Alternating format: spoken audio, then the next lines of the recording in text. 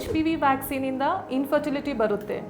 ಇದು ಇತ್ತೀಚಿನ ದಿನಗಳಲ್ಲಿ ನಾನು ಕೇಳ್ಪಟ್ಟಿರುವ ಅತಿ ದೊಡ್ಡ ಸುಳ್ಳು.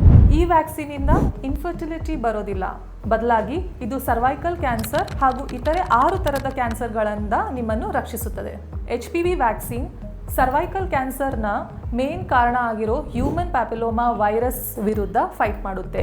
ಇದು 100% ಸೇಫ್ ಮತ್ತು ಹೈಲಿ ಎಫೆಕ್ಟ್. ಹಾಗಾದ್ರೆ ಇದನ್ನ ಯಾರಿಗೆ ಕೊಡಬಹುದು? 9 ರಿಂದ 14 ವರ್ಷ ಇರೋ ಹುಡುಗ ಮತ್ತು ಹುಡುಗಿಯರಿಗೆ ಐಡಿಯಲಿ ಇದನ್ನ ಎಕ್ಸ್ಪೋಸ್ ಆಗೋಕ್ಕಿಂತ ಮುಂಚೆನೆ ಕೊಡಬಹುದು.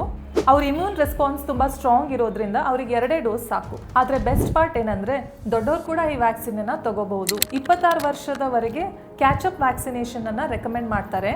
ನೀವು 45 ವರ್ಷದ ಮೇಲ್ಪಟ್ಟವರಾದ್ರೂ ನೀವು ನಿಮ್ಮ ಗೈನಕಾಲಜಿಸ್ಟ್ ಹತ್ರ ಮಾತಾಡಿ ಈ ವ್ಯಾಕ್ಸಿನನ್ನು ತಗೋಬಹುದು.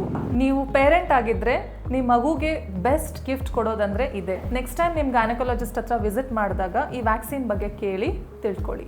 ಈ ವಿಡಿಯೋನ ಪ್ರತಿಯೊಬ್ಬ ಪೇರೆಂಟ್ ಹಾಗೂ ಮಹಿಳೆಯರಿಗೆ ಶೇರ್ ಮಾಡಿ.